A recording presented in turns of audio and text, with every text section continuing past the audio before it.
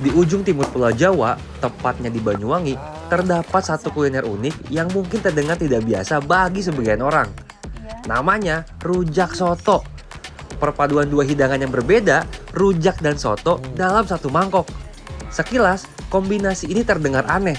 Rujak identik dengan rasa segar dan asam, sementara soto dikenal dengan kuah gurih yang hangat. Namun, di tangan masyarakat Banyuwangi, dua rasa yang kontras ini justru menyatu menjadi hidangan yang kaya cita rasa dan menggugah selera. Lalu, seperti apa sebenarnya rasa dari perpaduan tak biasa ini? Apakah benar bisa seenak yang dibayangkan? Atau justru hanya mengejutkan lidah? Buat saya baru pertama kali nyoba, jujur unik sih Bu. Ini bener-bener bumbu kacang, ya rujak, terus pakai kuah soto.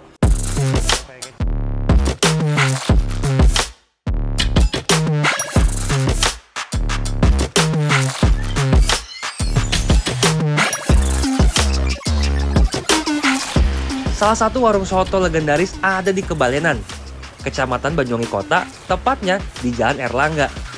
Sudah buka sejak tahun 80-an, warung ini menjadi destinasi populer bagi penikmat kuliner. Tapi saya penasaran, seperti apa di balik dapur rujak soto? Ternyata, salah satu ciri khas rujak soto Banyuwangi adalah pemakaian soto daging ataupun babat sapi sebagai siraman kuahnya. Karena itulah, meracik soto menjadi salah satu aktivitas pertama sebagian besar penjual.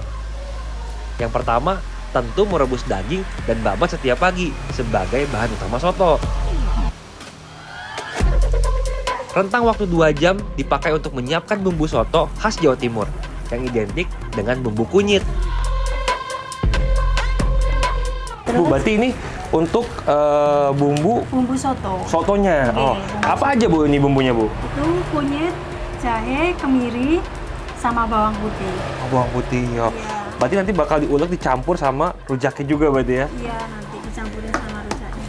Ini mau dikasih Kasih tambah air. air. Oh, tambah air. Oke. Wah, ini dari aromanya mantep nih, ngiler banget ya. Tunggu nih. Bentar lagi matang. Wah, aromanya bener-bener mantep sih Kid Lover. Selain mengeluarkan aroma harum sekaligus menghilangkan bau langu dari bumbu, menumis juga mengaktifkan minyak atsiri dalam rempah yang membuat rasa semakin gurih. Nah, jadi ini untuk bumbu si sotonya nih ditambahin serai sama Daun jeruk. daun jeruk Bu ya. Ya. Karena kan ini bakal nanti dimasukin sama babat sama daging ya. Babat kan amis Bu ya. Ya itu makanya. Nah, jadi pakai ini biar Ya. aromanya, amisnya hilang ya. Hilang. Aromanya jadi mantep, nikmat. Ya, aromanya Biar enak Bu ya. Wangi. Wangi. sudah matang. Setelah ditumis, bumbu soto ini dimasukkan ke dalam rebusan daging dan babat sapi.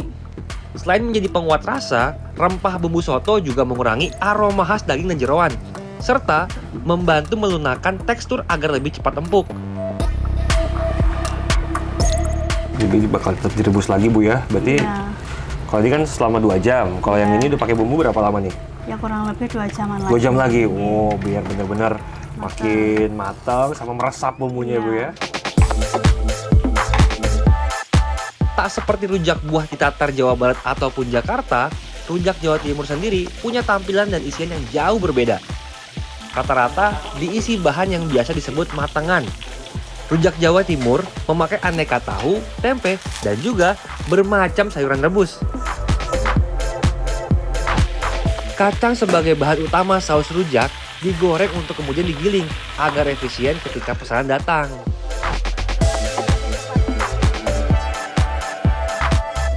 Bu, berarti ini untuk yang diulek berarti pisang batu, Iya, garam, sama gula Jawa. gula Jawa sama petis ya. Oke, Pisang sama batu nih, kacang. oh sama kacang ya.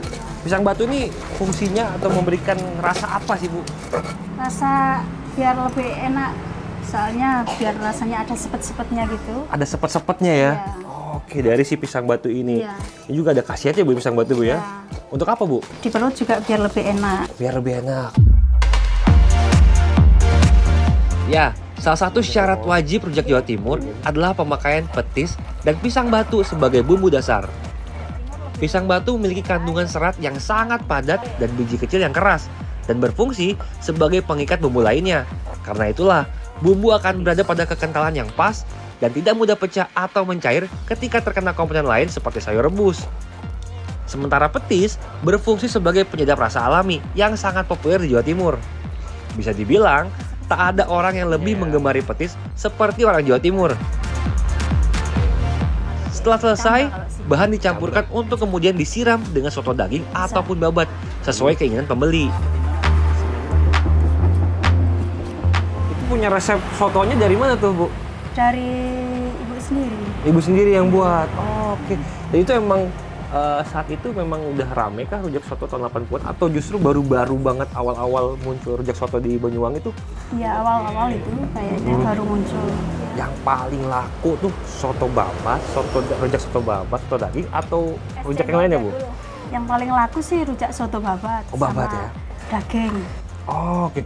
Ini emang dipisah apa sebenarnya bisa dicampur nggak sih soto daging sama babat gitu? Bisa soto babat campur daging mix. Oh, bisa jadinya. mix gitu bisa ya? Oh, oke. Jadi satu mangkok udah isi 2. Siti sendiri melanjutkan usaha rujak soto milik keluarganya sejak ia berumur 20 tahun. Alasannya sederhana, hanya ingin menjaga warisan leluhurnya. Rujak soto milik Siti buka pukul 10 pagi hingga 4 sore. Umumnya, rujak soto memang dinikmati untuk sarapan atau makan siang ya Secret Lovers. Warga Banyuwangi nggak perlu pusing-pusing memilih ya antara rujak apa soto. Sekali makan, langsung dapat 2 jenis makanan. Oke, maksudnya Tak hanya rujak soto babat dan daging, Siti juga menjual berbagai varian rujak lainnya yang tak kalah menggugah selera. Mulai dari rujak buah, rujak cingur, hingga rujak kecut. Satu mangkok rujak soto daging atau babat dibanderol seharga Rp25.000 Secret Lovers. Nah, tapi bisa dimix juga nih. Satu mangkok berisikan daging dan juga babat. Harganya juga sama. ya dicampur kuah soto ini. Saya mau cobain rujak soto rasanya kayak gimana sih? Saya cobain yang rujak soto babat ya Secret Lovers. Lengkap nih, kita cobain dari kuahnya dulu ya. Aneh sih tapi Buat saya yang baru pertama kali nyoba, jujur unik sih, Bu. Ini bener-bener bumbu kacang, ya rujak, terus pakai kuah soto. Unik sih menurut saya. Cobain pakai babat sama ininya ya. Gimana? Kalau udah pakai babatnya sama si lontongnya, wah nikmat banget sih. Wah ini unik, enak. Mantap. Bismillahirrahmanirrahim. Lantas menjadi pertanyaan, kenapa rujak ala Banyuwangi lebih cocok disiram kuah soto berbahan sapi dibandingkan dengan soto ayam? Ternyata, rasa kuah soto daging sapi ataupun babat yang lebih kental dan kaya akan kaldu membuatnya mampu mengimbangi dominasi bumbu rujak yang punya karakter kuat. Jika memakai soto ayam yang cenderung lebih ringan, bersih dan segar, kuah tidak akan mampu terasa menonjol ketika bersanding dengan bumbu rujak yang memakai petis udang dengan aroma tajam ataupun kacang tanah yang menonjolkan rasa gurih. Babat ataupun daging juga mampu memberikan tekstur kenyal dan berserat yang sangat serasi dengan sayuran dari rujak. Sementara sayuran ayam cenderung lebih lembut dan halus, sehingga tak memberikan rasa kontras yang memuaskan lidah. Meskipun tak ada sumber pasti mengenai sejarah kemunculannya, salah satu sumber menyebut bahwa rujak soto muncul bekas salah satu lagu tradisional Banyuwangi, yakni Rujak Singgul. Meski tidak secara spesifik menyebut nama rujak soto, lirik lagu tersebut menyebutkan beberapa jenis rujak. Mulai dari rujak uni, rujak lonco, rujak lete, rujak kecut, dan rujak cemplung. Semua nama-nama ini mengacu pada bahan atau pengolahan rujak itu sendiri. Pada bagian akhir lagu, ada penggalan lirik yang berbunyi, "Durung weru rasane make arane, nganeh anehi." Yang berarti, belum tahu rasanya, masih namanya saja sudah aneh. Pada tahun 70-an, muncullah kreasi rujak soto yang awalnya juga dipandang sebelah mata. Tetapi, begitu warga kota Belambangan mencicipi, sajian ini pun populer ke berbagai pelosok sampai sekarang.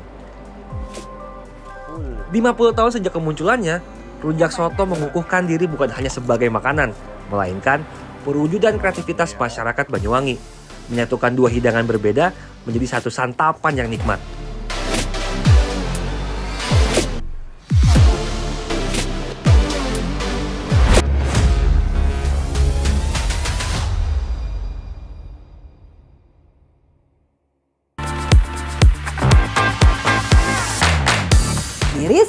Kasus pungli Jawa Barat tak hanya terjadi sekali. Beberapa lokasi wisata bahkan menjadi sangat sepi karena terkenal dengan pungutan liar. Salah satunya adalah Gunung Pancar. Tim Secret Story sempat mengunjungi destinasi di kawasan Sentul ini beberapa tahun silam untuk melihat efek dari pungutan liar. Saat tim mengunjungi Gunung Pancar, kawasan ini sedang ditutup selama 2 bulan. Sepanjang kawasan hutan pinus, terpasang garis polisi dan spanduk penutupan wisata yang bertujuan memberantas pungli yang selama ini marak. Ditutupnya wisata hutan pinus berdampak juga pada wisata air panas Gunung Pancar yang hanya berjarak 1 km dari hutan pinus. Pengunjung wisata air panas menurun karena menyangka semua lokasi wisata di Gunung Pancar ditutup. Tapi itu bisa ditutup gimana ceritanya? Ibaratnya mungkin gitu ceritanya dari yang warung-warung membayar per hari sekian atau per bulan sekian gitu kan. Nah ke kantornya nggak ada. Ini uang gimana mentoknya nih gitu kan. Padahal masyarakat itu bayar. Misalkan Yang punya warung-warung ini bayar ke kantor. per hari. Iya 10.000 per hari, ke kantor nggak ada.